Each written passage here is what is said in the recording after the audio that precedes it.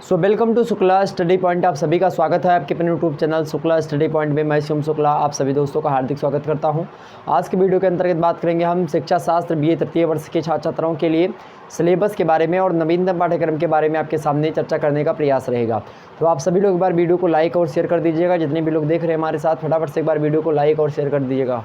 चलिए प्रारंभ करते कक्षा को। मेरे प्यारे दोस्तों, एक बार वीडियो को शेयर जरूर करें। सभी लोग अपने 10 साथियों के पास इस वीडियो को शेयर करेंगे और उसके बाद में उनसे लाइक करने के लिए भी बोलेंगे, ताकि वह भी प्रोत्साहित हों लाइक करने के लिए।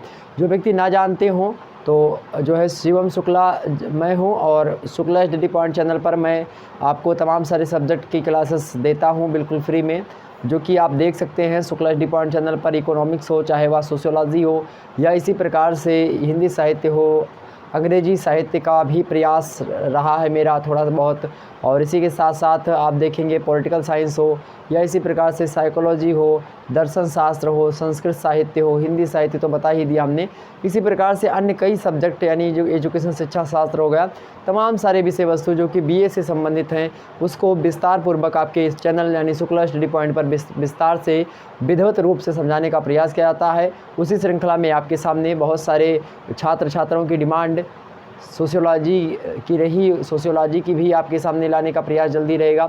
सोशियोलॉजी का पेपर 1 और पेपर 2 का अपलोड हो चुका है। एजुकेशन की बहुत सारे छात्र छात्रों की मांग रही, व्हाट्सएप पर भी बहुत सारे SMS आए, और साथ ही साथ आप लोग कमेंट्स आते हैं, उसको देखने के बाद में ही मोटिवेट होता हूं और उसके बाद में वीडियो बनाने के लिए प्रोत्साहित आप लोग स्वतः करते हैं। तो आप लोग ऐसा ही प्रोत्साहन देते रहें और लगातार अपनी वीडियोज़ में लुत्फ़ उठाते रहें।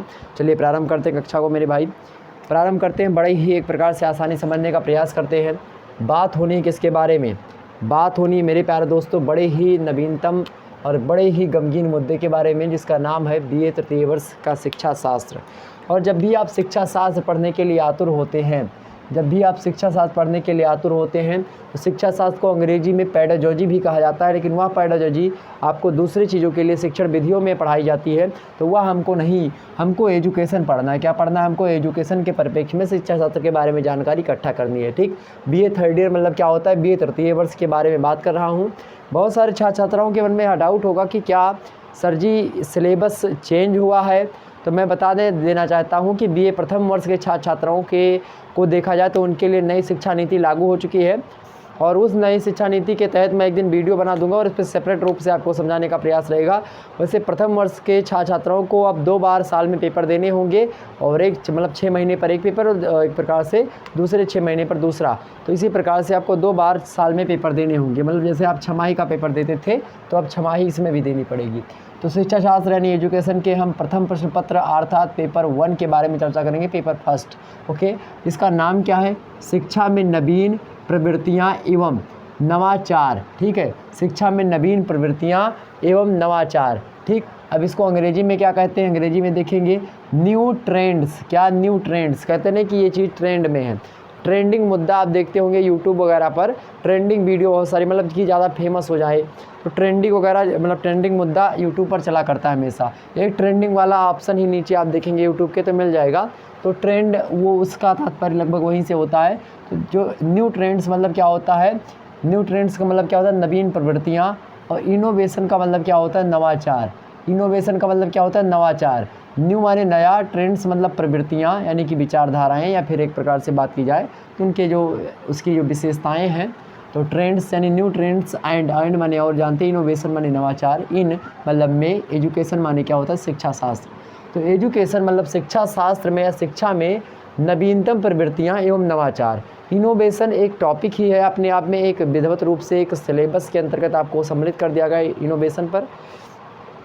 यहाँ पर एक बात मैं आपको विस्तार पूर्वक समझाने का प्रयास क्या करूँगा कि जो यहाँ पर पेपर का नाम होता है, वहाँ से एग्जाम्स में 2 प्रश्न, एक तो लघु उत्तरीय का और एक दीर्घ उत्तरीय का, और एक अति लघु उत्तरीय का भी आ जाता है अगर आपकी परीक्षा लिखित फॉर्म में होती है तो।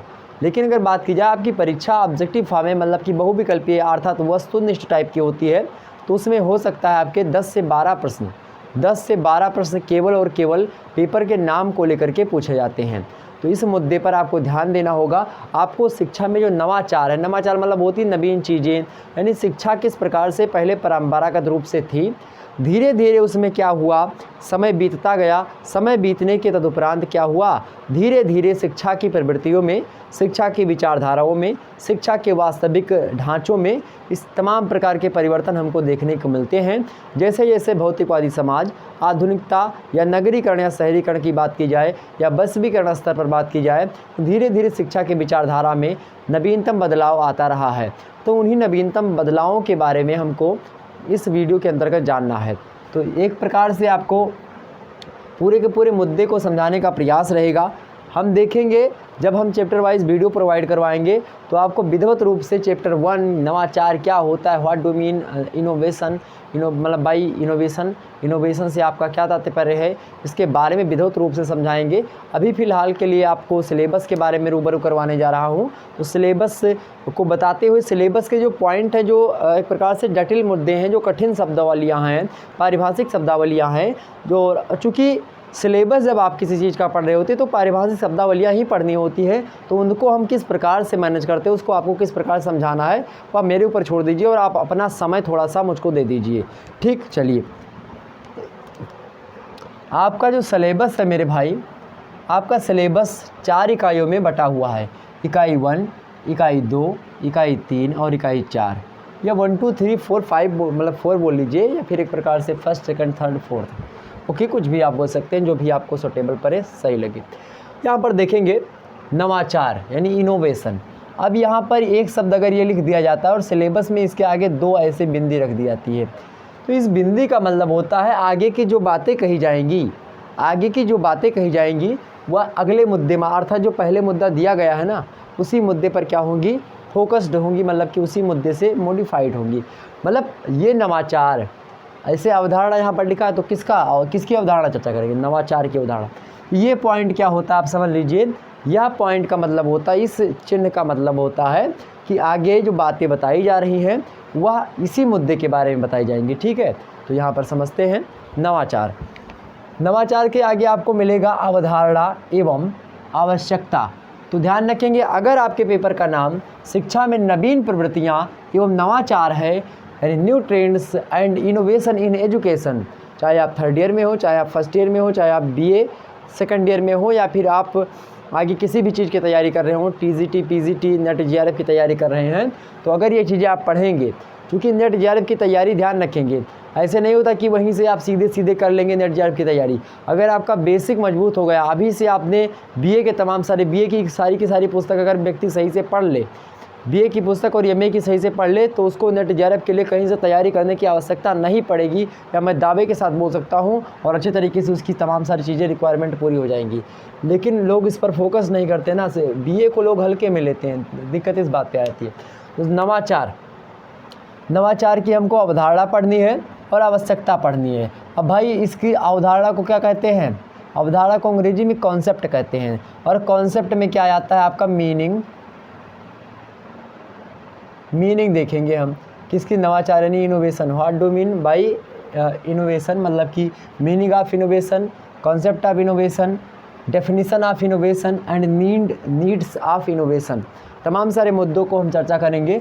यहाँ पर अवधारणा में हम मीनिंग प्लस डेफिनेशन समझेंगे। क्या समझेंगे, डेफिनेशन समझेंगे। ओके, तो यहाँ पर आप देखेंगे जब भी कॉन्सेप्ट की बात कही जाए, या फिर एग्जाम्स में आपसे पूछे कि नवाचार की अवधारणा देते हुए नवाचार की आवश्यकता शिक्षा में क्या रही है, इस बात की पुष्टि करिए, या फिर शिक्षा जगत में नवाचार की पुष्टि करते हुए नवाचार का अर्थ बताएं, या शिक्षा जगत में नवाचार की क्या आवश्यकता है, शिक्षा शास्त्र के अर्थ को बताते हुए इन बातों की पुष्टि करें या बताएं। कुछ इस प्रकार से प्रश्न बनेगा।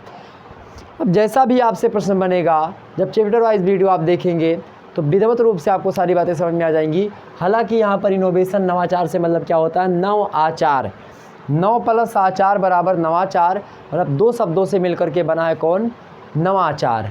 क्या, नवाचार। नव जो है, नव का मतलब होता है नया, आचार मतलब होता है विचारधाराएँ या फिर आने वाली जो चीज़ें हैं। तो मतलब शिक्षा में धीरे धीरे क्या हो, जो बदलाव होता गया, नवीन प्रवृत्तियाँ जो शिक्षा में समाहित होती गई, वही नवाचार है। ठीक है, और कुछ नहीं है, बस विद्वानों के नज़रिए से हम नवाचार को एक बार फिर से समझ लेंगे बस। ओके, चलिए मेरे प्यारे साथियों आगे बढ़ते हैं। तो भाई हम अवधारणा, डेफिनेशन वगैरह नवाचार का समझेंगे, आवश्यकता समझ लेंगे और ध्यान रखेंगे तकनीकी एवं सामाजिक परिवर्तन के विशेष संदर्भ में। तकनीकी और सामाजिक परिवर्तन मतलब टेक्नोलॉजिकल एंड सोशल चेंज के परिप्रेक्ष्य में, के संदर्भ में, रेफरेंस टू मतलब reference to technological and social change. क्या समझेंगे? कॉन्सेप्ट ऑफ नवाचार, concept of innovation and needs of innovation. और किसके संदर्भ में? तकनीकी और सामाजिक परिवर्तन के क्षेत्र में समाज में जो परिवर्तन हो रहा है उसमें शिक्षा की एक प्रकार से महत्वपूर्ण भूमिका है या महती भूमिका है। और जब शिक्षा की महत्वपूर्ण भूमिका है सामाजिक परिवर्तन में, सोशल चेंज में, जब आप सामाजिक परिवर्तन का चैप्टर पढ़ते हैं बीए सेकंड ईयर में, समाज शास्त्र जो छात्रा लिए होते हैं वह सामाजिक परिवर्तन और सामाजिक कंट्रोल पढ़ता है, यानी सामाजिक परिवर्तन और सामाजिक जो है नियंत्रण पढ़ता है, यानी social change and social control पढ़ाया जाता है उसको पेपर 2। और पेपर 2 में ही पूरे के पूरे बारे में बताया जाता है। उसमें आप देखेंगे चाहे सामाजिक नियंत्रण करना हो, चाहे सामाजिक परिवर्तन होना हो, तो कहीं न कहीं पे वह शिक्षा जगत के द्वारा ही दिया जाता है। और शिक्षा जो होती है वह समाजीकरण की प्रक्रिया के द्वारा बच्चे को प्राप्त होती है, जो कि उसको परिवार से, विद्यालय से, क्रीड़ा समूह से इत्यादि स्थानों से प्राप्त होती है। तो कहीं न कहीं पे शिक्षा शास्त्र और समाज शास्त्र ये एक दूसरे से रिलेशन रखते हुए विषय वस्तु कहीं न कहीं पे रहे हैं। यहाँ पर देखेंगे तो सामाजिक परिवर्तन और तकनीक यानी टेक्नोलॉजिकल क्षेत्र में, जैसे आज आप देख रहे हैं, पहले गुरुकुल में पढ़ाई होती थी, बच्चे शुरुआत से ही चले जाते थे गुरुकुल में पढ़ने के लिए। और गुरुकुल में पढ़ने कब होता था, शिक्षा ग्रहण करने लोग कब जाते थे? यानी कि जब ब्राह्मण की बात की जाए तो ब्राह्मण जब 8 वर्ष का हो जाता था तब उसका यज्ञोपवीत संस्कार हो जाता था। यज्ञोपवीत संस्कार मतलब क्या होता है? उपनयन संस्कार। उपनयन संस्कार के बाद में व्यक्ति शिक्षा ग्रहण करने योग्य बनता है। पुस्तक, वेद अध्ययन, रामायण, तमाम प्रकार के पुराण या इसी प्रकार से अपने धर्म ग्रंथों मतलब कि हिंदू धर्म ग्रंथों को पढ़ने के लिए योग्य होता था। इसके लिए कहा गया है कि यज्ञोपवीतम परमं पवित्रम प्रजापतेत सहजम पुरस्तात् आयुष समग्रम प्रतिमुक्ष शुभ्रम यज्ञोपवीतम बलमस्तु तेजः। यज्ञोपवीत जो होता है वह अपवित्र पवित्रो व सर्व अवस्थाम गतोपि वा या स्मरित पुंडरीकाक्षम सावाहे अभ्यंतरा शुचि। मतलब वो अंदर से और बाहरी रूप से सभी को पवित्र कर देता है। यज्ञोपवीत एक ऐसा धागा, ऐसा एक प्रकार से बंधन है जिसमें अगर आप बंध जाते हैं तो आपको नियमावलियों का पालन करना होता है। और यज्ञोपवीत के बारे में एक संस्कार होता है जो कि समाजशास्त्र में हम पढ़ते हैं, तो उसको समझा देंगे किसी दिन। हालांकि यज्ञोपवीत संस्कार होने के बाद में गुरुकुल में आपको विद्या आरंभ करवाता था। क्षत्रिय 12 वर्ष पर यज्ञोपवीत संस्कार होता है और वैश्य लोगों का 14 वर्ष के आसपास होता है, ठीक। और ब्राह्मण को सूत, यानी कि आप संस्कृत में इसको पढ़ते, जब मनुस्मृति पढ़ते तो उसमें ये सारी बातों का मेंशन दिया गया है कि जो ब्राह्मण होता है उसको कपास का यज्ञोपवीत चाहिए, मतलब कपड़े का। और जो क्षत्रिय होता है उसको शायद मूज का लिखा था, हाँ मूज का था। और जो वैश्य होता है उसको, जो भेड़ होता है उसके बाल का यज्ञोपवीत धारण करना चाहिए। बट अब आजकल सभी लोग धागे का यानी कपास का ही धारण करते हैं, कोई दिक्कत नहीं उसमें। और शादी में ही यज्ञोपवीत संस्कार आप देख लेते हो बहुत सारे ब्राह्मणों के हो जाते हैं। वैसे अब तो बहुत सारे लोग यज्ञोपवीत नहीं होते, ब्राह्मण क्षत्रिय में होता है, वैश्य लोग भी कहीं कहीं पर धारण करते हैं। चलिए, तो तकनीकी एवं सामाजिक परिवर्तन के संदर्भ में तो हमने बताया सामाजिक परिवर्तन पहले गुरुकुल में बच्चे पढ़ते थे, अब धीरे धीरे उसमें बहुत सारा परिवर्तन हुआ। और बहुत सारा परिवर्तन होने के बाद में आज आप देख रहे हो कि मैं यहाँ से पढ़ा रहा हूँ अपने घर से, और आप अपने घर से बैठे रजाई में, एक प्रकार से बारिश हो रही बाहर, और बारिश हो रही है, साथ ही साथ पानी बरस रहा, ठंडी तो लग रही होगी, फिर भी पंखा चल रहा है मेरे यहाँ पर, मजबूरी चल रहा है, वो ऑटोमेटिक है, तो कहीं ना कहीं पे वो चल रहा है घर। तो ये चीज़ें आप समझिए, तो क्या हो रहा है, ये टेक्निकल चीज़ें हैं। तो यही कह रहा है यहाँ पर तकनीकी। अब यहाँ पर ये जब जो ई लर्निंग आप पढ़ रहे हैं, ये सारा का सारा चीज़ जो आप अभी वीडियो से देख रहे हो हमको ना, मज़ा तो इसमें तब आएगा जब आप ई लर्निंग पढ़ेंगे, ई कॉन्सेप्ट पढ़ेंगे, मुक्त विश्वविद्यालय पढ़ेंगे कि ऐसा विश्वविद्यालय है, ये ऐसा विश्वविद्यालय है जिस विश्वविद्यालय में किसी मास्टर की आवश्यकता ना हो, किसी डिग्री की आवश्यकता ना हो। आप तो चाहे आप बचपन में आप कक्षा 12 में पढ़ते थे, आप पढ़ते ही नहीं हो, आप 10 साल के हो, आपको पीएचडी करनी है तो आप वह भी कर सकते हो। मुक्त विश्वविद्यालय, तमाम प्रकार के विश्वविद्यालय, ई लर्निंग, मतलब कई कॉन्सेप्ट होंगे, आपको दिखाएंगे अभी आगे चल करके हम, मतलब कि बताएंगे।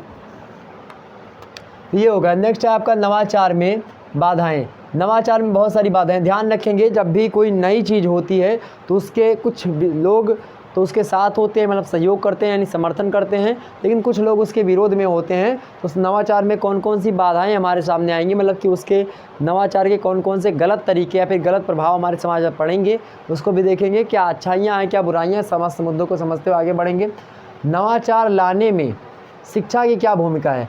आखिरकार अगर किसी भी समाज में या किसी शिक्षा पद्धति में अगर नवाचार जैसी विषय वस्तु या फिर नवाचार आ रहा है, आधुनिकता आ रही है, तो उसमें शिक्षा की मतलब कि उपयोगिता कहाँ तक है, या फिर शिक्षा के द्वारा कितने हद तक किसी भी समाज में नवाचार मतलब कि सामाजिक परिवर्तन किया जा सकता है, वह भी नवीनता की दृष्टि से। तो इस बात को हम समझेंगे, ठीक है। और चूँकि हमने बताया था कि शिक्षा की ही भूमिका होती है, व्यक्ति शिक्षित है तभी वह एक प्रकार से दार्शनिक है, और दार्शनिक व्यक्ति ही समाज में परिवर्तन करता है। और जब समाज के तमाम सारे व्यक्ति दार्शनिक हो जाएंगे तो उस समाज में जाहिर सी बात है इनोवेशन होगा, नवाचार की पद्धति आएगी, बिल्कुल आएगी, उसमें कोई दो राय की बात ही नहीं है। तो यहाँ पर इतना मुद्दा आपका क्लियर होगा। इकाई 1 में बस हमको नवाचार के बारे में समझना है। और नवाचार से लिख लीजिए मेरे प्यारे दोस्तों, लगभग 20 से 25 नंबर नवाचार से आना ही आना बिल्कुल तय है। नवाचार से 20 से 25 नंबर आना तय है। एक प्रश्न नवाचार को लेकर के अगर नहीं आया तो पढ़ाना बंद कर दूंगा मेरे प्यारे दोस्तों, यह बात ध्यान रखेंगे। कोई परीक्षा हो, अगर आप में शिक्षा में नवीन प्रवृत्तियाँ, नवीन विचारधाराएं आप अगर पढ़ें, शिक्षा में नवीन प्रवृत्तियाँ, नवाचार आपके पेपर का नाम है, और अगर आप पेपर देने गए तो रिकॉर्ड में दावे के साथ बोलता हूँ वहाँ पर एक ना एक प्रश्न, वह भी दीर्घ उत्तरीय का और चाहे लघु उत्तरीय का आएगा तो आएगा, एकदम से कन्फर्म जान लीजिए, बहुत ही इम्पोर्टेंट है यह, ठीक है, ध्यान रखेंगे। आगे बढ़ते हैं। वैसे इतना दावा मैं करता नहीं था किसी भी मुद्दे के साथ, लेकिन इसके साथ हमने इसलिए कर दिया क्योंकि यह पूछा ही जाता है, ठीक। हमने पिछले 5-6 वर्षों के देखो पेपर हमको जहाँ तक मिले हमने देखा है। नेक्स्ट है आपका भारत के, नेक्स्ट है इकाई 2 में प्रवेश किया भैया हमने। भारत के संविधान के अनुच्छेद 45 यानी आर्टिकल 45 अनुच्छेद 45 के तहत, और 45 क्या है मेरे प्यारे दोस्तों, अनुच्छेद जो आपका 45 है, एक मिनट समझिए, अनुच्छेद जो 45 है या क्या है भाई, DPSP है, क्या DPSP, directive principles of state policies, मतलब कि भारत के नीति, मतलब कि राज्य के नीति निर्देशक तत्व, DPSP मतलब directive principles of state policy. इसका मतलब यह होता है, इसका मतलब होता है कि राज्य जो होता है, राज्य के लिए अनुच्छेद 36 से 51, अनुच्छेद 36 से 51 भारतीय संविधान में जो अनुच्छेद 36 से 51 भाग की बात की जाए तो भाग 4 के अंतर्गत अनुच्छेद 36 से 51 तक के अनुच्छेदों में भारत के राज्यों को या फिर भारत के बारे में, भारत देश के बारे में बताया गया है संविधान में कि जहाँ तक उचित हो भारतीय मतलब कि जो राज्य होगा वह सभी को एक प्रकार से मतलब तमाम प्रकार की चीज़ें उपलब्ध करवाएगा, मतलब लोक कल्याणकारी राज्य बनाने के लिए राज्य के कर्तव्यों के बारे में यहाँ पर बताया गया है 36 से लेकर के 51 तक। उसी में आपका शामिल है 45 धारा। यहाँ से एक प्रश्न एग्जाम से में लगातार बनता है। तो 45 धारा यह है कि यह कहती है कि शिक्षा में मतलब शिक्षा को निःशुल्क प्रकार से, मतलब कि 6 से 14 वर्ष के छात्राओं को राज्य मतलब कि देश या राज्य, जब भी आपको राज्य के बारे में अगर पॉलिटिकल साइंस या संविधान में बताऊं तो उसका मतलब सीधा समझिए कि हाँ देश के बारे में सर जी बोल रहे हैं। तो यहाँ पर इसका मतलब है कि 6 से 14 वर्ष के बच्चों को राज्य जो होगा मतलब देश जो होगा वह क्या कराएगा, जो शिक्षा होगी वह निःशुल्क करवाएगा। और यही बात आप देखते हो कि प्राइमरी पाठशाला में निःशुल्क शिक्षा उपलब्ध करवाई जाती है। तो ये चीज़ें चूँकि शिक्षा जगत से, क्योंकि अनुच्छेद इसमें आप क्यों पढ़ रहे हैं, आप सोचेंगे सर जी पॉलिटिकल साइंस क्यों पढ़ा रहे हो। पॉलिटिकल साइंस इसलिए मैं बता रहा हूँ मेरे भाई, चूँकि अनुच्छेद 45 जो है ना ये शिक्षा से संबंधित है। किससे है, शिक्षा से संबंधित है। और शिक्षा से इसमें क्या बताया गया, इसमें बताया गया कि 6 से 14 वर्ष के बच्चों को राज्य मतलब कि राज्य होगा निःशुल्क अनिवार्य शिक्षा उपलब्ध करवाएगा, मतलब जो उनकी रिक्वायरमेंट होगी वह शिक्षा उपलब्ध करवाएगा और जो चीज़ें उनके लिए अवेलेबल होंगी। तो भारत के संविधान के अनुच्छेद 45 के तहत बालवाड़ी एक व्यवस्था कर दी गई, बालवाड़ी व्यवस्था। बालवाड़ी व्यवस्था जो होती है इसमें बच्चों को खाना वगैरह भी मिलता है, ड्रेस मिलते हैं, स्कूली बैग मिलते हैं। बालवाड़ी, आंगनवाड़ी ये सब व्यवस्था चलाई गई है छोटे बच्चों के लिए, जो कि राज्य सरकार के द्वारा निःशुल्क चलाई जाती हैं। ठीक, तो बालवाड़ी हो गया। नेक्स्ट है आपका आंगनवाड़ी। ये सब क्या हैं, छोटे बच्चों के लिए शिक्षा देने के एक प्रकार से संस्थाएं हैं।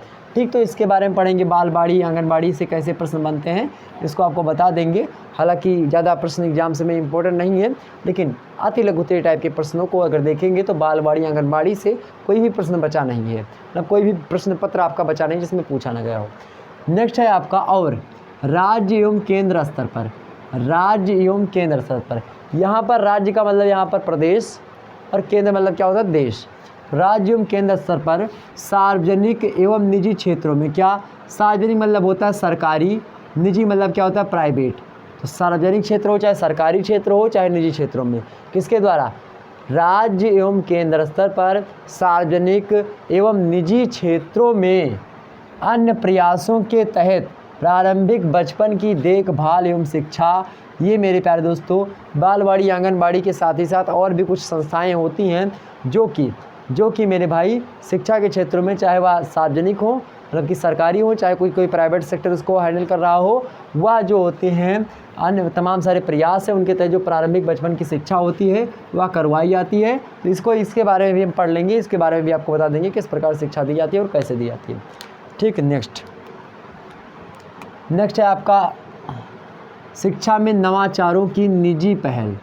निजी मतलब क्या होता है प्राइवेट, मतलब कि एक प्रकार निजी पहल मतलब जो प्राइवेट संस्थाएं हैं शिक्षा में उनकी क्या उपयोगिता है। मतलब जैसे कि बात करें नवाचार, अब जैसे मैं एक निजी हूँ, मैं प्राइवेट हूँ, मैं किसी कॉलेज से या फिर किसी संस्था से आपको नहीं पढ़ा रहा हूँ, मैं प्राइवेट हूँ, मैं निजी मतलब स्वतः आपको पढ़ा रहा हूँ और मैंने पढ़ा जो मुझे लगता है कि हाँ आप लोगों के लिए रिक्वायरमेंट है, आप लोगों को हेल्प करेगी वीडियो, वह वीडियो मैं बनाता हूँ। बाकी जो है मैं किसी विश्वविद्यालय में नहीं पढ़ाता हूँ। तो यहाँ पर आपके सामने ये निजी पहल है। तो शिक्षा में नवाचारों की निजी पहल, नवाचार क्या है कि मैं यूट्यूब पर आपको पढ़ा रहा हूँ, आप घर में बैठ करके, आप चाहे लोअर बनियान पहन करके बैठे हैं तो आप अच्छे तरीके से अपने घर में बैठ करके चाय पी रहे हैं या फिर कुछ भी कर रहे हैं, आप आसानी से अपनी पढ़ाई कर रहे हैं। तो यहाँ पर आप अपनी पढ़ाई कर रहे हैं तो ये सब नवाचार की ही देन है। आप लीड लगा के सुन रहे हैं, कोई बाहर नहीं सुन पा रहा है, आप मेरी आवाज़ को सुन रहे हैं, बोर्ड पर जो लिखा है वो आप देख रहे हैं। ना तो कुर्सी मेज की आवश्यकता है, ना फीस की आवश्यकता है, ना मेरे प्यारे दोस्तों कहीं पर जाने आने की आवश्यकता है। पानी बरसे चाहे पत्थर पड़े बाहर, आप घर में बैठे आसानी से पढ़ाई कर सकते हैं। शिक्षा अब इतनी आसानी से आपको मिल रही है, इतनी आसानी से पहले नहीं मिलती थी। पहले लोग क्या करते थे, बचपन में जब उनको पढ़ाई करनी होती थी गुरुदेव की लकड़ी काटते थे, उनके कपड़े धुलते थे और कपड़े धुलने के साथ साथ उनके कपड़े धुलने के बाद में जो है भिक्षा मांगने आते थे, लकड़ी काटते थे, खाना सुता बनाते थे, उनके लिए भोजन तैयार करते थे और उसके बाद में तब उनको शिक्षा मिलती थी। और ध्यान रखेंगे, और वह शिक्षा देने के बाद में फिर गुरुदक्षिणा के रूप से वह लोग कमा करके कुछ देते थे। ठीक है, कई प्रकार की चीज़ें थी। अब यहाँ पर क्या है, शिक्षा में नवाचारों की जो पहल है, अब ना तो गुरु का कोई उतना मान करना चाह रहा है ना सम्मान। और उसके बाद में कमेंट में आएंगे तो बहुत सारे लोग बातें करेंगे, मैं देखता हूँ कमेंट में, इसीलिए मैं कमेंट पर ध्यान ही नहीं देता। बहुत सारे लोग बातें करते हैं, इसमें डिस्टर्ब हो जाती क्लास, इसीलिए बातें बिल्कुल भी ना करें कमेंट में, नहीं तो बिल्कुल मैं ब्लॉक कर दूंगा। या बात ध्यान रखेंगे आप सभी लोग, मैं ब्लॉक कर दूंगा मेरे भाई। ओके, तो कमेंट में बात बिल्कुल भी ना करें, चाहे जो भी हो तुरंत ब्लॉक कर दिया जाएगा।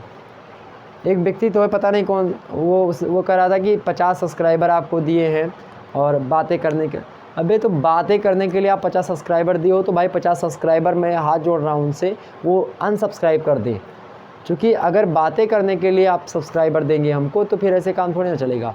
आप देखिए, अगर मेरे लायक आपके लायक वो कंटेंट मैं दे पा रहा हूँ, सेटिस्फाई हो रहे हैं, तो फिर आप चैनल को सब्सक्राइब या लाइक शेयर करें। और एक प्रकार से ऐसे ना करें कि हाँ आप यहाँ पर आकर के कमेंट में बातें करेंगे और संस्था पर एक प्रकार से गलत दूसरे तरीके से लोग उंगली उठाएंगे, तो इसमें आपकी भी मर्यादा का उल्लंघन होगा और मेरी भी मर्यादा का उल्लंघन होगा। तो आप अपनी मर्यादा में रहें, हम अपनी मर्यादा में रहें। आप हमारे प्रिय स्टूडेंट हैं, हम आप लोगों से इतनी एक प्रकार से क्या बोलते हैं उसको, उर्दू का शब्द है मोहब्बत या फिर किसी का शब्द है, मैं आप लोगों से बेहद प्रेम करता हूँ मेरे भाई।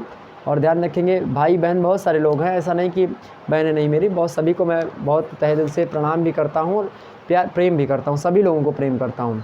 और वो प्रेम मेरा आप लोगों का बहुत ही ज़्यादा ममत्व का प्रेम है। ठीक है, तो वो सब अपनी बातें हैं, तो आप सभी लोग अपनी मर्यादा में रहें, बड़ा ही अच्छा लगेगा। और बहुत अच्छा लगता है आप लोगों से रूबरू होकर के, आप लोगों से मिलने के बाद में एक एनर्जी आती है। अब आपको ध्यान नहीं होगा, 24 घंटे अखंड रामायण पाठ हुआ है और कहीं पर मैं था अलग, तो वहाँ पर बुलावा आया था और गया था। कहीं पर अखंड रामायण पाठ हो तो मुझे कोई रोक नहीं सकता, चाहे मेरा कोई काम जो है गड़बड़ा जाए, बट वहाँ पर मुझको जाना जाना है। तो बुलाया गया था, तो 24 घंटे वहीं पर ढोलक बजा रहा था और साथ ही साथ मैं जो है रामायण भी कहता हूँ, तो वहीं पर था। और इसी प्रकार से आपकी कल की वीडियो नहीं आ पाई थी, तो आज मैं दे पा रहा हूँ। तो आप देखते हैं गला थोड़ा सा बैठा होगा, थोड़ा तेज़ नहीं बोल पा रहे हैं, बाकी मैं तेज़ बोलता हूँ। चलिए, हालांकि वो थी जो है निजी बातें थी और निजी पहल के बारे में बात कर रहे थे हम। तो शिक्षा में नवाचारों की कुछ निजी पहल हैं। निजी पहल का मतलब क्या होता है? निजी पहल का मतलब यह होता है मेरे प्यारे दोस्तों कि जब प्राइवेट सेक्टर क्या करें, कोई व्यवस्था लागू करें, जैसे मैं आपको पढ़ा रहा हूँ तो ये निजी पहल है, और नवाचार के माध्यम से पढ़ा रहा हूँ, मतलब नवीनतम टेक्नोलॉजी के साथ पढ़ा रहा हूँ, तो ये क्या है? निजी पहल है। और नवाचारों में मतलब शिक्षा में नवाचारों की, अब नवाचार ही तो है ये जो शिक्षा में मैं दे रहा हूँ, तो शिक्षा भी बहुत सारे लोग दे रहे हैं, तो ये क्या है? शिक्षा में नवाचार है, तो इसकी निजी पहल है। पहला क्या है? प्रथम एडुकाम्प। क्या? प्रथम एडुकाम्प। हम समझ लेंगे प्रथम एडुकाम्प क्या है, बस कोई कठिन शब्दावली नहीं, बस थोड़ा सा लिखा इसलिए कठिन लग रहा है, थोड़ा सा परिभाषिक है, मैं बता दूंगा जब आपको वीडियो लेक्चर प्रोवाइड करवाऊंगा। नेक्स्ट है आपका राज्य समर्थित नवाचार। कुछ निजी वाले होते हैं, मतलब कि जैसे मैं पढ़ा रहा हूँ, लेकिन कुछ ऐसे होते हैं कि कुछ विश्वविद्यालय ऑनलाइन तरीके से पढ़ाई आपकी करवाई थी कोरोना काल में, तो जो कोरोना काल में कुछ नए तरीके से जो है पढ़ाई, मतलब कि ऑनलाइन पढ़ाई मतलब विश्वविद्यालयों ने करवाया आपको, वह क्या हो गया? वह राज्य समर्थित नवाचार होगा। क्या हो गया? राज्य समर्थित नवाचार होगा। लेकिन जो मैं पढ़ा रहा हूँ या अन्य प्राइवेट संस्था पढ़ा रही हैं, वह क्या हो गया? वह निजी पहल हो गई, जबकि ये राज्य समर्थित पहल। समझ में आई बातें? तो इसको भी समझ लेंगे। नेक्स्ट है सर्व शिक्षा अभियान। भाई सर्व शिक्षा अभियान जो है ये चलाया गया था कि सभी को शिक्षा दी जाए। सर्व शिक्षा अभियान एक पेंसिल बनी होती है, उस पेंसिल की बात देखें तो आगे एक लड़का, मतलब आगे लड़की शायद और पीछे लड़का बैठा होता है, और पेंसिल पर कि सब पढ़ें सब बढ़ें, कुछ इस प्रकार से सर्व शिक्षा अभियान ऊपर लिखा रहता है।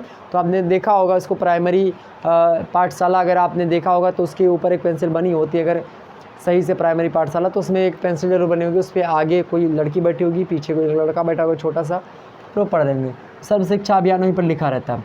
इसके बारे में हम समझ लेंगे क्या है। नेक्स्ट आपका लोक जुम्बिश। लोक जुम्बिश भी एक प्रकार से ऐसी व्यवस्था है, इस व्यवस्था के बारे में भी हम चर्चा कर लेंगे, पढ़ाई संबंधित है। नेक्स्ट है एकलव्य। एकलव्य भी यही है, मतलब एक संस्थाएं हैं ये सब, मतलब जो कि शिक्षा देती हैं बच्चों को, इसके बारे में चर्चा करेंगे। नेक्स्ट है महिला समाख्या। महिला समाख्या मतलब क्या है? जो महिलाएं पिछड़ी हैं उन महिलाओं को क्या किया जाता है? उन महिलाओं को इसमें शिक्षा ग्रहण करवाई जाती है, उनको समाज में जो सोसाइटी में अच्छे तरीके से रहने की, अच्छे तरीके से बोलने की, और तमाम प्रकार के चीज़ों का मतलब कि नवाचार जो आ रहे हैं, चाहे वह समाज में हो चाहे शिक्षा में हो, उनको ग्रहण करने हेतु तैयार करते हैं। तो महिला समाख्या समझेंगे। और नेक्स्ट है आपका राष्ट्रीय स्तर पर शिक्षा का अधिकार। राष्ट्रीय स्तर पर शिक्षा के अधिकार को समझेंगे। शिक्षा का अधिकार भी एक प्रकार से मौलिक अधिकार के अंतर्गत आता है, और हर व्यक्ति का यह कर्तव्य है कि वह शिक्षा ग्रहण करे। अगर आपको कोई शिक्षा ग्रहण करने से रोकता है, ध्यान रखेंगे, तो आप उसके खिलाफ केस भी कर सकते हो, या बात ध्यान रखेंगे। शिक्षा करने से आपको कोई नहीं रोक सकता मेरे प्यारे दोस्तों। राज्य सरकार या जो है केंद्र सरकार या निर्देश देती हैं, हर एक गार्जियन को बात करते मालूम मौलिक कर्तव्य। आप देखते हैं फंडामेंटल ड्यूटीज़ में अनुच्छेद 51 के का के अंतर्गत भाग 4 के का के अंतर्गत यह बातें मेंशन की गई हैं। 86वां संविधान संशोधन 2002, 66वां संविधान संशोधन 2002 में एक 11वां मौलिक कर्तव्य भारतीय संविधान में जोड़ा गया, और उस संविधान में बताया, मतलब संविधान संशोधन में जोड़ते हुए मौलिक कर्तव्यों में जोड़ा गया और बताया गया कि जो गार्जियन होंगे वह 6 से 14 वर्ष के बच्चों को, मतलब उनका यह कर्तव्य होगा, हर एक गार्जियन का, हर एक जो माता पिता होंगे उनका यह कर्तव्य है कि वो अपने बच्चे को 6 से 14 वर्ष तक अनिवार्य शिक्षा उपलब्ध करवाएं। उसके बाद में चाहे वो स्कूल भेजें और चाहे ना भेजें, उनकी मर्जी, लेकिन 6 से 14 वर्ष के बच्चों को अनिवार्य शिक्षा उपलब्ध करवाना उनका दायित्व बनता है मेरे प्यारे दोस्तों। यह नागरिकों का कर्तव्य है, यह 11वां मौलिक कर्तव्य वर्णित है, और मौलिक कर्तव्य जो है राज्य के द्वारा दिया जाता है कि राज्य के लोग जो होते हैं वह करें। ठीक, तो राष्ट्रीय स्तर पर शिक्षा का अधिकार जो है वह दिया गया है राष्ट्रीय स्तर पर। नेक्स्ट इसके बारे में पढ़ेंगे। अगला है आपका राष्ट्रीय साक्षरता। इसके बारे में, साक्षरता का मतलब क्या होता है? साक्षरता का मतलब होता है कि सा अक्षर, मतलब लोग अक्षर को पहचाने, मतलब लोग लिख लें, लोग पढ़ लें, मतलब लोगों के अंदर मतलब पढ़े लिखे हों लोग, ऐसा नहीं कि सभी लोग PhD ही करे हों, जानकार हों। साक्षरता का मतलब क्या होता है? सभी लोग मतलब अपनी साइन वगैरह कर लें, हिंदी समझ लें, या फिर जो भी भाषा वहाँ की चलती है उसको समझें, अंग्रेजी समझ लें, मतलब ऐसे इस लोगों को साक्षरता कहते हैं, मतलब कि। तो यहाँ पर राष्ट्रीय साक्षरता के बारे में चर्चा कर लेंगे। नेक्स्ट है आपका मिशन। मिशन के बारे में चर्चा करेंगे। और प्रौढ़ शिक्षा, मिशन और प्रौढ़ शिक्षा। मिशन भी एक प्रकार से क्या होता है? मिशन देखते हैं मिशन क्या होता है यार। मिशन मतलब कि एक प्रकार से कोई चीज़ लगातार प्रयास करते हुए अपने जो है लक्ष्य तक पहुंच जाना ही क्या कहलाता है, मिशन, कि हाँ मिशन मेरा ये है। तो मिशन के बारे में चर्चा कर लेंगे। प्रौढ़ शिक्षा भी होती है, यानी कि जब व्यक्ति बड़ा हो जाता है, प्रौढ़ हो जाता है। बालक की बात की जाए तो एक होती है शैशवावस्था, आप शिक्षा शास्त्र में सेकंड ईयर में पढ़ लेंगे। शैशवावस्था होती है एक शैशवावस्था होती है, एक क्या होती है मेरे पास दोस्तों, एक बाल्यावस्था होती है, एक क्या होती है युवावस्था होती है, और एक क्या होती है युवावस्था नहीं होती, बाल्यावस्था किशोरावस्था, किशोरावस्था होती है, और एक क्या होती है प्रौढ़ावस्था। ये प्रौढ़ावस्था यानी 4 अवस्थाएं जो होती हैं, और भी अवस्थाएं आप अगर बांटेंगे तो और भी अवस्थाएं निकलेंगी, लेकिन मुख्य रूप से शैशवावस्था, बाल्यावस्था और किशोरावस्था, प्रौढ़ावस्था, ये 4 प्रकार की अवस्थाएं होती हैं जिसमें बालक जो होता है वह शिक्षा ग्रहण करता है और सीखता ही रहता है। वैसे व्यक्ति जब तक जन्म लेता है और जब तक मर नहीं आता, मतलब जब तक उसका देहावसान नहीं हो जाता, तब तक वह सीखता ही रहता है, और इसी श्रृंखला में ये 4 अवस्थाओं का सामना करते हुए सीखता है। तो प्रौढ़ शिक्षा जो होती है, जब व्यक्ति यहाँ पर पहुँच जाता है, किशोरावस्था को पार कर लेता है, प्रौढ़ावस्था में पहुँच जाता है, उस समय अगर कोई व्यक्ति जो है वह शिक्षित नहीं है, साक्षर नहीं है, पढ़ा लिखा नहीं, तो उसको मतलब राज्य के द्वारा ऐसे अभियान कई प्रकार के तरह चलाए गए, जिससे चाहे वो प्रौढ़ महिलाएँ हों, चाहे प्रौढ़ व्यक्ति हों, उनको शिक्षा दी जाती है ताकि वह शिक्षित हो सकें। ठीक, तो इसके लिए तमाम सारी चीज़ चलाएंगे, इसके बारे में देखेंगे। नेक्स्ट है आपका जीवन कौशल शिक्षा संक्षिप्त विवरण। जीवन कौशल क्या होता है, स्किल डेवलपमेंट जो होता है, लाइफ स्किल डेवलपमेंट, यानी कि जो स्किल शिक्षा होती है, स्किल एजुकेशन, उसके बारे में यहाँ पर बताने का प्रयास रहेगा कि आपका जो माइंड है वह किस तरीके से, जैसे कंप्यूटर अभी स्किल देखेंगे, कौशल विकास मिशन आया था, कौशल विकास मिशन आप देखते नहीं, कौशल विकास मिशन आया था, उसमें सबको जो है वो लैपटॉप या फिर लैपटॉप बोल रहा हूँ, कंप्यूटर सिखाया जाए या लैपटॉप सिखाया जाए, उसमें आप तमाम सारे कोर्स वगैरह कर सकते थे फ्री में, तो वो बातें यहाँ पर आपको बताई जाती। तो ये सब हम समझेंगे जीवन विकास के लिए शिक्षा का संक्षिप्त विवरण। यह बात ध्यान रखिए कि अगर आपके जीवन का विकास करना है, अगर आपके जीवन का विकास करना है तो आपको कौशल आपको ज़रूरी है। और कौशल कैसी, मतलब कौशल कैसे आएगा, जब आप शिक्षित होंगे, शिक्षित व्यक्ति के पास कौशल आएगा, और अगर आपके पास कौशल आ गया तो आपका जीवन जो होगा वह सुखमय होगा, या ध्यान रखेंगे। ठीक है, तो एक दूसरे से जुड़े हुए पहलू हैं। नेक्स्ट आपका इकाई 3, इकाई 3 में प्रवेश करते हैं मेरे भाई, और इकाई 3 में थोड़ा सा और मुद्दे को हम समझते हैं। इकाई 3 है आपका पहला मुद्दा सूचना। सूचना क्या होती है, सूचना क्या होती है मेरे प्यारे दोस्तों, सूचना के बारे में समझेंगे हम। सूचना जो होती है, सूचना संचार, और ये दोनों मुद्दे हम देखेंगे। सूचना आप समझते हैं, जैसे ये कोई सूचना देनी हो तो कैसे देंगे, किन उपकरणों का प्रयोग करके, क्योंकि भाषा के माध्यम से हम एक सूचना दूसरे से, मतलब कि अपने मनोभावों को, जो कि एक सूचना ही है, और दूसरे लोगों तक पहुंचाते हैं। या जो सूचनाएं होता है, डाटा होता है, उस डाटा को कंप्यूटर इकट्ठा रखता है, या फिर जो हम पढ़ाते हैं वहाँ भी एक प्रकार से क्या सूचना ही है कोई ना कोई। तो ये चीज़ें जो है वो किस माध्यम से दी जाती हैं, भाषा के माध्यम से।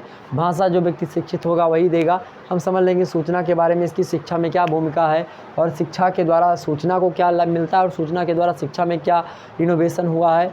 इन दोनों तमाम सारे मुद्दे होंगे, उनके बारे में चर्चा करेंगे। नेक्स्ट है आपका संचार। संचार क्या होता है, संचार जैसे कि मोबाइल फ़ोन है, यह एक संचार का कार्य कर रहा है, हमारे और आपके बीच में मध्यस्थता स्थापित कर रहा है। तो ये चीज़ें हैं हम समझेंगे। संचार के माध्यम से लोग फ़ोन से ही पढ़ाई करवा देते हैं कि हाँ फ़ोन चल रहा है और पढ़ाई जो है पढ़ा रहे हैं। तो तमाम प्रकार की चीज़ें, गूगल मीट वगैरह है, मीटिंग करते हैं तमाम सारे लोग।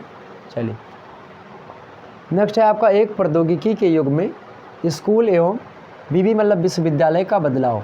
मतलब कि एक प्रौद्योगिकीय युग में, चूँकि आज का युग बात की जाए भौतिकवादी समाज है, और भौतिकवादी समाज में प्रौद्योगिकी इतने अधिक स्तर पर बढ़ चुकी है कि हर एक क्षेत्र में प्रौद्योगिकी ने अपना स्थान ग्रहण कर लिया है और अपना कार्यभार संभाल लिया है।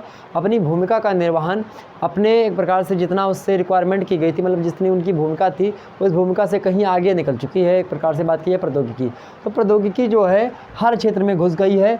हर क्षेत्र अब ऑनलाइन जो है माध्यम से हो रहे हैं, चाहे काउंसलिंग हो किसी चीज़ की, और चाहे बात की जाए पेपर हो। आप पेपर देखते होंगे कि हाँ अब ऑफलाइन वाला सिस्टम धीरे धीरे ख़त्म हो रहा है, ऑनलाइन ही कंप्यूटर पर आप जाएंगे, सारी चीज़ें हो जाती हैं।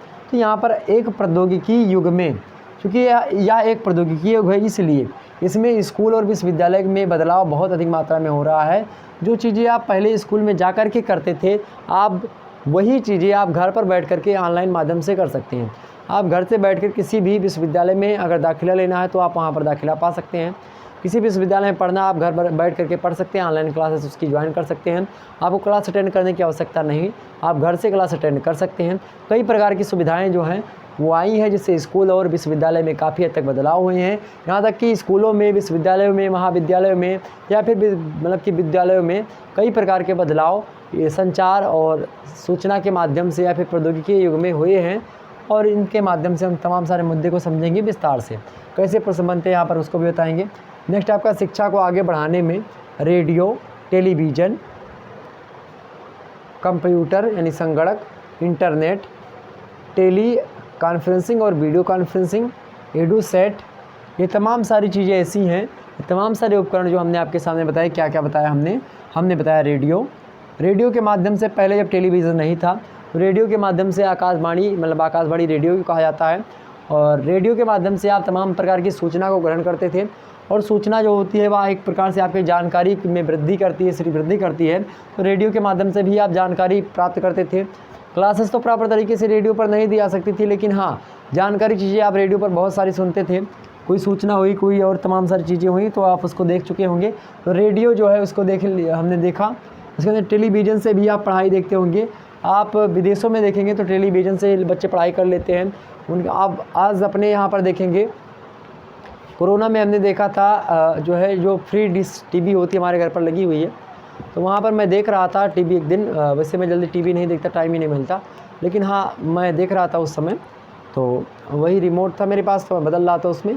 देखा कि कक्षा 6, 7, 8, 9, 10, कक्षा 6 क्या, नर्सरी, केजी, मतलब जो भी होता है उससे पहले पीजी, मतलब एक होता है पीजी, मतलब कि एक प्रकार से प्ले ग्रुप। तो प्ले ग्रुप से लेकर के और आप चले जाए जहाँ तक आपको पढ़ना, IIT मेंस तक, तो वहाँ तक पढ़ाई आपको टीवी पर मिल रही थी। मतलब कि डीडी फ्री जो चैनल है, मतलब कि जो डिश होता है एंटीना वाला डिश जो फ्री वाला चलता है, उस पर आ रहा था। हमने ये बात देखी। और इंग्लिश में भी, अंग्रेजी में भी, मतलब इंग्लिश और हिंदी दोनों भाषाओं में आपको बताने का प्रयास। और मतलब कि छोटे बच्चों को जो मैडम होती थी या फिर जो सर होते थे, ऐसे मतलब एक प्रकार से चित्रात्मक शैली को दिखाते हुए तमाम प्रकार की चीज़ें समझा रहे थे, और बड़ी विधवत रूप से समझा रहे थे। हमने देखा उसको, बड़ा प्रसन्नता हुई कि हाँ, अब जो है हर क्षेत्र में जो है शिक्षा ना पढ़ने की इच्छा हुई तो भी आपको पढ़ने पर मजबूर किया जाए। इंस्टाग्राम की बात की जाए, इंस्टाग्राम पर भी आप देखते होंगे, या कई प्रकार के क्षेत्र जहाँ पर लोग केवल फ़ोटो देखने आते थे। फेसबुक की बात की जाए, वहाँ पर लोग शिक्षा जगत वाले कूद चुके हैं, शिक्षा वहाँ पर भी मिल रही है। यूट्यूब पर जहाँ लोग गाने सुनने आते थे, आज वहाँ पर पढ़ाई लोग कर रहे हैं। तो अब देखते हैं किस तरीके से बदल रहा। तो ये सब क्या है, ये मतलब इंटरनेट ही आगे बढ़ा रहे हैं। टेलीविज़न से आप शिक्षा ग्रहण करते हैं, कंप्यूटर से आप शिक्षा ग्रहण करते हैं, सभी को पता होगा। कंप्यूटर से आप शिक्षा ग्रहण करते हो, नहीं करते हो? करते हो ना? कंप्यूटर से आप शिक्षा ग्रहण करते हो, चाहे कोई भी चीज़ हो, आप कंप्यूटर से शिक्षा ग्रहण करते हो। नेक्स्ट है इंटरनेट ना हो तो कंप्यूटर, मोबाइल फ़ोन सब बेकार सा लगने लगता है। एक दिन आपका डाटा पैक ख़त्म हो जाए, आप देखेंगे कितने लोगों से वाईफाई के लिए रिक्वेस्ट करते हो, बहुत सारे लोगों से करेंगे ना। तो वही चीज़ें हैं। और इंटरनेट नहीं होगा तो आप पढ़ाई नहीं कर पाएंगे। बहुत सारे लोगों का, तो मेरे छात्रों का इंटरनेट ख़त्म हो जाता है 9 बजे तक आते थे, क्योंकि 9 बजे जब मेरी क्लास होती है ना, तो उनका इंटरनेट ख़त्म हो जाता है। बहुत सारे लोग, सर बाय, गुड नाइट, मेरा नेट ख़त्म हो गया, कल देख लेंगे क्लास। लाइव देखा करो यार क्लास, सभी लोग लाइव देखा करो, और लाइव देखने के बाद में फिर बाद में 1-2 बार वीडियो ज़रूर देख लिया करो, ताकि आपको यह क्लियर हो सके कि हाँ चीज़ें सही तरीके से समझ में आ गई। नेक्स्ट आपका क्या है, इंटरनेट होगा। नेक्स्ट आपका टेली कॉन्फ्रेंसिंग होता है और वीडियो कॉन्फ्रेंसिंग, इसके ज़रिए भी पढ़ाई होती है। गूगल मीट वगैरह पर आप देखते होंगे कि हाँ वीडियो के माध्यम से।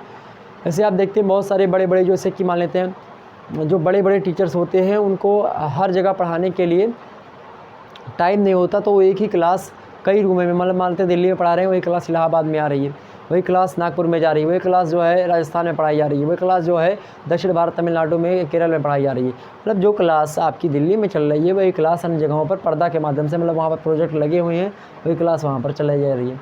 तो ये चीज़ें हैं। नेक्स्ट आपका एडुसेट, ये भी वही चीज़ें होती हैं। अब हम विस्तार से आपको बताते रहेंगे जब चैप्टर वाइज वीडियो पढ़ेंगे। नेक्स्ट आपका शिक्षा में ई लर्निंग क्या होता है? ई मतलब यहाँ पर ई का मतलब यहाँ पर देखेंगे ई मतलब होता है इंटरनेट। क्या मतलब होता है? इंटरनेट।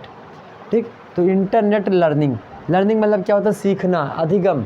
ई लर्निंग क्या होता है? यानी कि ई अधिगम जो होता है, इलेक्ट्रॉनिक जो ये जो क्या बोला था, इंटरनेट लर्निंग जो होती है, इंटरनेट से किस प्रकार से सीखा जा सकता है।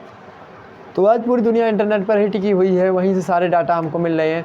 आपको कोई बातें नहीं पता तो आप इंटरनेट पर सीधे सीधे क्या करेंगे, आप सीधे सीधे उसको इंटरनेट पर आप डालेंगे, तुरंत आ जाएगा, कोई भी जानकारी आपको नहीं पता तो। ठीक, तो ई लर्निंग देख लेंगे, उसकी भूमिका देखेंगे, ई लर्निंग की भूमिका देखेंगे शिक्षा में बहुत ज़्यादा है, बहुत ज़्यादा है मेरे प्यारे दोस्तों। ठीक है, अगर इंटरनेट ना हो तो आज बता दूं शिक्षा जगत में कोई काम आज संभव नहीं हो पाएगा। नेक्स्ट आपका ई सामग्री, कुछ इंटरनेट की सामग्रियाँ होती हैं, जैसे कि बहुत सारी सामग्री हो गई। जैसे मैं आपको पढ़ा रहा हूँ तो ये जो तमाम सारी सामग्री लगती हैं पढ़ाने में, ये सब सामग्रियाँ ही हैं। नेक्स्ट है आपका ई पात्रिकाएँ, ई पात्रिकाएँ भी होती हैं इंटरनेट की पात्रिकाएँ, तो हम समझ लेंगे सारे मुद्दों के बारे में। नेक्स्ट आपका मेरे भाई, नेक्स्ट आपका इकाई 4, इकाई 4 में देख लेते हैं क्या क्या चीज़ें संकलित है, तो ये सब चीज़ समझ लेंगे। इकाई 4 में दूरस्थ शिक्षा, दूरस्थ शिक्षा क्या होती है कि आप किसी कोने में, किसी भी दूर दराज एरिया में बैठे हुए, चाहे वह आदिवासी क्षेत्र हो, चाहे वह कन्याकुमारी क्षेत्र हो, चाहे वह एक प्रकार से कीबेतु हो, चाहे आप अंडमान निकोबार की काला पानी जेल में बैठ कर के पढ़ाई कर रहे हों, या अन्य प्रकार से आप जम्मू कश्मीर में बैठे हों, या यूपी के क्षेत्र से बिहार के हों, या जम्मू कश्मीर, मतलब कि किसी भी भारत के या फिर दुनिया के किसी भी क्षेत्र से आप हों, किसी भी कोने से हों, आप पढ़ाई कर सकते हो दूरस्थ शिक्षा के माध्यम से। मतलब कहीं पर भी कोई पढ़ाई हो रही है तो आप दूरस्थ शिक्षा जो है मेरे प्यारे दोस्तों, दूरस्थ शिक्षा जो होती है, मतलब दूरस्थ, मतलब जहाँ दूर शिक्षा है कि कोई दिल्ली विश्वविद्यालय में पढ़ रहा है, उसको वहाँ पर जाने की फुर्सत नहीं, तो वो ऑनलाइन कोर्सेज वहाँ के पढ़ सकता है, ऑनलाइन तरीके से पढ़ाई कर सकता है। दूरस्थ शिक्षा ये होती है। दूरस्थ शिक्षा की संकल्पना क्या होती है, चूँकि दूरस्थ शिक्षा जो होती है किसी की कल्पना के परिणाम स्वरूप ही निकली है, तो उसकी संकल्पना चूँकि इसके साथ मतलब कि कल्पना जुड़ी हुई है, संकल्पना देख लेंगे कैसी इसकी संकल्पना रही है, किसने दिया है, क्या क्या चीज़ें हुई है दूरस्थ शिक्षा के माध्यम से। ठीक, नेक्स्ट है आपका इसकी आवश्यकता क्या पड़ी, आवश्यकता क्यों पड़ी दूरस्थ शिक्षा की, इसको देखेंगे। नेक्स्ट है लाभ और सीमाएं, मतलब कि इसके दूरस्थ शिक्षा के क्या क्या लाभ हो सकते हैं और कौन कौन सी सीमाएं हैं, मतलब कहाँ तक दूरस्थ शिक्षा दी जा सकती है। और ये दूरस्थ शिक्षा ही है, जैसे कि आप कहाँ किस एरिया से हैं, बहुत सारे लोग हमारे पूरे भारत से हमारे साथ जुड़े हुए हैं, बहुत सारे लोग इंग्लिश में, बहुत सारे लोग कहते हैं कि सर जी इंग्लिश में बताया करिए, तो इंग्लिश में थोड़ी बहुत उतनी जानकारी मेरे पास नहीं है उसके बारे में, तो मैं हिंदी में बताने का प्रयास करता हूँ, लेकिन कुछ मुद्दों को आपको अंग्रेजी में बताने का प्रयास रहता है, कुछ मात्रा में आपको समझ में आता होगा। तो इसकी नीड्स क्या है, इसकी एक प्रकार से संकल्पना क्या है दूरस्थ शिक्षा की, लाभ और हानियाँ क्या हैं। हानि तो इससे कोई नहीं होगी, लेकिन हाँ फिर भी देख लेंगे इसकी सीमाएँ कहाँ तक, इसके बारे में देखेंगे। इसके बाद मुक्त शिक्षा देखेंगे। मुक्त शिक्षा क्या होती है, कैसे भी पढ़ो, आपको ज़रूरी नहीं कि आप कक्षा 9 में पढ़े हैं तभी आप 10 में पढ़ेंगे, आपको 10 पढ़ने की इच्छा 10 में पढ़ो, 11 में पढ़ने की इच्छा 11 में, 12 में पढ़ने की इच्छा कोई मार्कशीट नहीं मांगेगा आपसे कि 12 में की मार्कशीट चाहिए। तो मुक्त शिक्षा वही है। और मुक्त शिक्षा कहाँ पर करवाई जाती है भाई, मुक्त विश्वविद्यालय में, या फिर आभासी विश्वविद्यालय में, या फिर मुक्त विश्वविद्यालय हो, मुक्त विद्यालय हो, मुक्त महाविद्यालय हो, ऐसी संकल्पनाएँ हैं। आप देखेंगे शहरों में ऐसी व्यवस्थाएं हैं, विदेशों में आप ऐसे आभासी विश्वविद्यालय के बारे में पढ़ेंगे, मुक्त विश्वविद्यालय के बारे में आप देखेंगे, जानेंगे, वहाँ पर ऐसी व्यवस्थाएं हैं कि आप जो भी विषय पढ़ना चाहते हैं, जिस कक्षा में पढ़ना चाहते हैं उस कक्षा में पढ़ सकते हैं, बिना किसी मार्कशीट के, बिना किसी टीसी वगैरह के आप पढ़ सकते हैं। तो ये दो मुक्त विश्वविद्यालय क्या है, आभासी विश्वविद्यालय क्या, बताएंगे इसके बारे में। मुक्त विश्वविद्यालय मतलब कि जो खुला होता है, मतलब कि उसमें किसी प्रकार का बाउंडेशन नहीं होता छात्रों के प्रति। और कैसा बाउंडेशन, ऐसा नहीं कि वहाँ पर आप गलत चीज़ें करें, बाउंडेशन इस प्रकार का नहीं कि आपको ज़रूरी नहीं कि आप इंटर करें हो तभी आप बीए में एडमिशन वहाँ पर लेंगे, ऐसा नहीं है। ठीक है, आप बीए में पढ़ना है तो बीए पढ़ सकते हैं आप। नेक्स्ट आपका ग्रामीण प्रतिभा को पोषित करने का विचार। ग्रामीण प्रतिभा को पोषित करने का विचार भी एक प्रकार से सरकार के द्वारा लाया गया, कुछ निजी संस्थाओं के द्वारा भी लाया गया, तो इसके बारे में हम देख लेंगे। ठीक, और कौन कौन से विचार लाएंगे, जो कि ग्रामीण जो प्रतिभा है, गांव में जो व्यक्ति रह रहे हैं उनके अंदर, ग्रामीण व्यक्तियों के अंदर प्रतिभा होती है, और उसी प्रतिभा को पोषित मतलब आगे, पोषित मतलब क्या होता है, आगे बढ़ाने के, मतलब कि उनको ऊर्जान्वित करने के लिए, मतलब ऊर्जा प्रदान करने के लिए पोषण की आवश्यकता होती है। तो पोषण, वो खाने वाला पोषण दूसरा है, क्योंकि आप पोषण करते हैं, पोषक तत्वों का मतलब पोषक तत्वों को आप लेते हैं, तभी आप क्या करते हैं, तभी आप कोई कार्य संभव कर पाते हैं। जब वही चीज़ें यहाँ पर बताई जा रही हैं, तो ग्रामीण प्रतिभा जो है उसको आगे बढ़ाने के लिए, आगे बढ़ाने के कुछ चीज़ें आपके सामने दी गई, जैसे नवोदय विद्यालय संगठन। नवोदय विद्यालय आपको पता होगा कि एक स्थान के व्यक्ति, मान लेते हैं कोई व्यक्ति क्या कहाँ का, मान लेते हैं मैं गोंडा से हूँ, तो गोंडा का कोई व्यक्ति है, उसको मान लेते हैं किसी दूसरे, यानी कि अयोध्या में जाना है, तो गोंडा के व्यक्ति को अयोध्या में पढ़ने के लिए भेजना है ताकि वह अयोध्या के कल्चर को समझ सके। वैसे हमने नज़दीक बता दिया, अयोध्या नहीं, मान लेते हैं कि गोंडा का कोई व्यक्ति है, या फिर यूपी का कोई व्यक्ति एमपी भेज दिया, या फिर हो सकता है गोंडा का कोई व्यक्ति है और किसी दूर दराज यानी कानपुर में भेज दिया। तो ये कानपुर चला गया। तो नवोदय विद्यालय का सीधा तात्पर्य है कि हाँ कानपुर के व्यक्ति को गोंडा, गोंडा के व्यक्ति को कानपुर, ताकि लोग ऐसा ना हो कि हाँ स्थानीय शिक्षा के हिसाब से स्थानीय तरीके से ही पढ़ सकें, अपनी स्थानीय संस्कृति के बारे में जान सकें, किसी दूसरी संस्कृति से भी रूबरू हों, दुनिया के बारे में भी परिचित हों। तो ये चीज़ें यहाँ पर देखेंगे। ठीक, नवोदय विद्यालय संगठन के बारे में चर्चा करेंगे। नेक्स्ट है उदारीकरण, निजीकरण और वैश्वीकरण। उदारीकरण, निजीकरण और वैश्वीकरण के युग में जो स्कूल हुआ है वह कैसे बदला है, उसमें कैसे बदलाव देखने को मिला है। तो उदारीकरण से भी स्कूल में, विश्वविद्यालय में परिवर्तन हुआ है, निजीकरण के परिणाम स्वरूप भी हुआ है और वैश्वीकरण के परिणाम स्वरूप भी हुआ है। ये तीनों टर्म्स जो हैं पारिभाषिक शब्दावलियाँ हैं, इन तीनों के बारे में हम विस्तार से आपको बता देंगे। बिल्कुल आप सभी लोग चिंता ना करें, सारे मुद्दे क्लियर होंगे आपके। ये था आपका सिलेबस जो कि हमने आपको बता दिया। आप फिर मिलते हैं नेक्स्ट वीडियो में, तब तक के लिए आप सभी लोगों से विदा लेना चाहता हूँ। एक बार जितने भी लोग देख रहे हो हमको फटाफट से वीडियो को लाइक और शेयर कर दीजिएगा।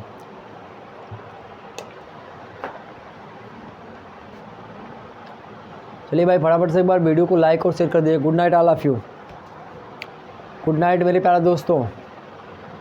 स्क्रीनशॉट लेना है, चलिए इधर से खड़े हो जाए ताकि आपको परछाई ना लगे। स्क्रीनशॉट ले लीजिए इसकी, फटाफट से स्क्रीनशॉट लीजिएगा।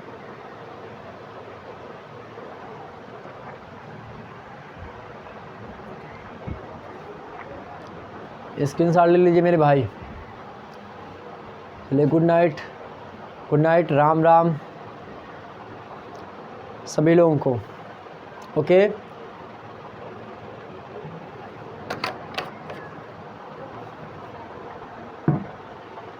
चलो मेरे भाई, फिर मिलेंगे हम नेक्स्ट वीडियो में।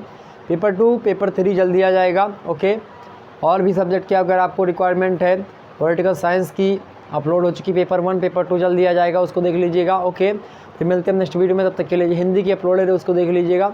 और भी सब्जेक्ट की जल्दी, प्राचीन इतिहास की बहुत सारे स्टूडेंट कह रहे थे, उसकी भी जल्दी दे देंगे। ओके, धन्यवाद आप सभी का। जय हिंद, जय भारत। मिलेंगे नेक्स्ट वीडियो में।